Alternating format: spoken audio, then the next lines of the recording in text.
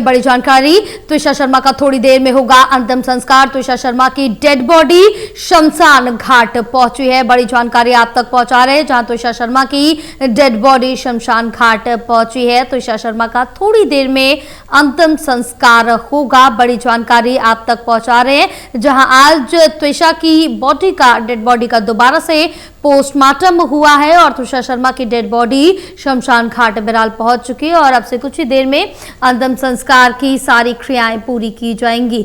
तो आज भोपाल में ही अंतिम संस्कार कराया जा रहा है। त्विषा शर्मा का थोड़ी देर में अंतिम संस्कार होगा और डेड बॉडी शमशान घाट पहुंच चुके हैं। तो इसके साथ ही आपको बताते चले कि आज दोबारा कड़ी सुरक्षा के बीच पोस्टमार्टम त्विषा का कराया गया और डेड बॉडी शमशान घाट पहुंच चुकी है।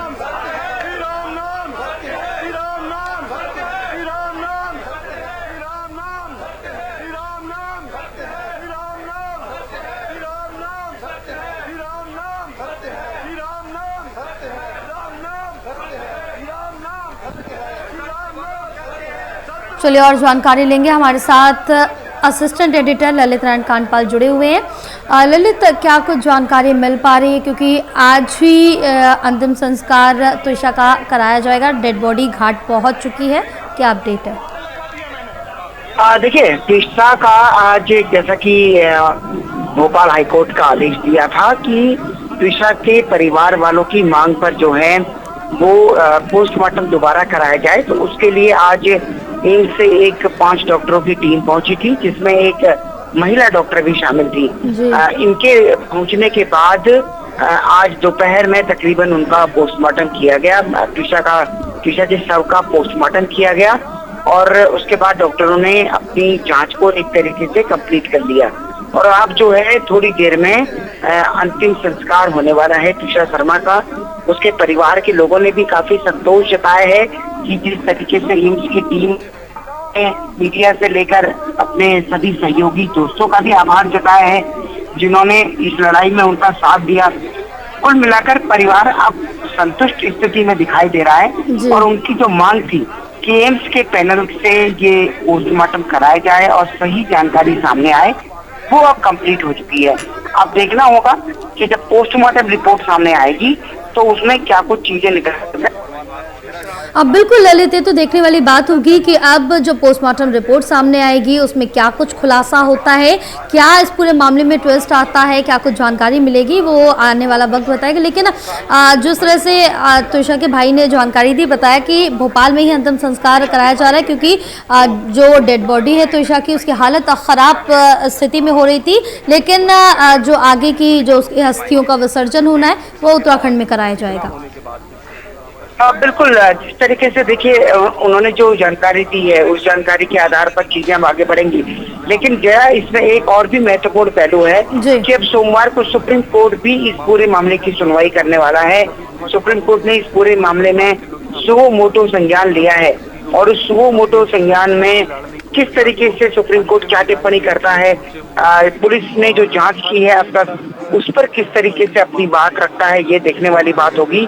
क्योंकि हमने देखा है कई बार पुलिस की जांच को लेकर सुप्रीम कोर्ट कई मामलों में सवाल खड़ा कर चुका है और यहाँ जिस तरीके से परिवार वाले भी आरोप लगा रहे हैं, तो अब देखना ये होगा कि सुप्रीम कोर्ट क्या कुछ कहेगा और किस तरीके से अपनी बात रखता है और वहीं से इस मामले की जांच की दिशा भी आगे तय होने वाली है। अब बिल्कुल ललित, ये भी बताया जा रहा है कि अंतिम समय में जो त्विषा का पति है समर्थ, वो भी यहाँ पर घाट पर पहुंचेगा।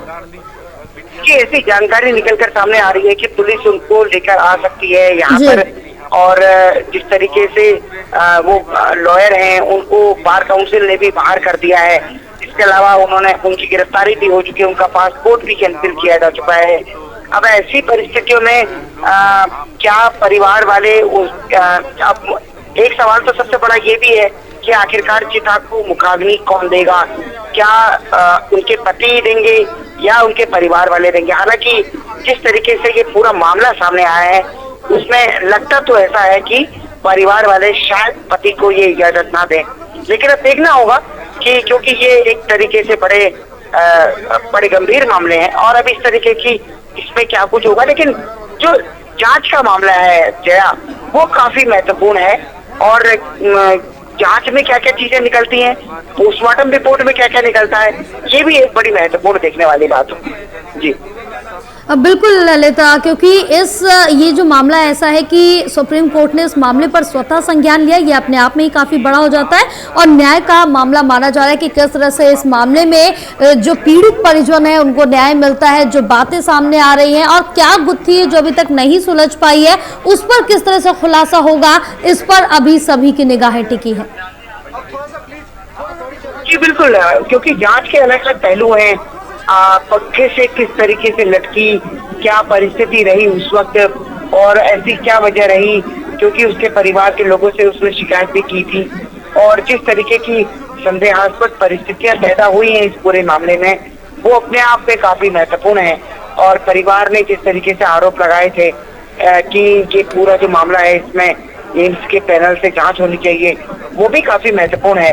लेकिन अब सबसे बड़ी बात यह है कि जो पोस्टमार्टम की रिपोर्ट आएगी एम्स से, वो पुलिस जो पहले पोस्टमार्टम हुआ था उससे कितनी मैच होती है या उसमें कुछ बदलाव निकल कर सामने आते हैं। अगर उसमें बदलाव निकल कर सामने आ गया तो निश्चित तौर पर ये कहा जा सकता है कि पहला वाला जो पोस्टमार्टम था, वो पहला वाला पोस्टमार्टम में किसी तरह की लापरवाही बरती गई। लेकिन अगर कोई भी नई चीज निकल कर नहीं सामने आती है तो इसका मतलब पुलिस की जांच की दिशा सही थी। जी बिल्कुल ललित, तमाम जानकारी साझा करने के लिए बहुत शुक्रिया आपका।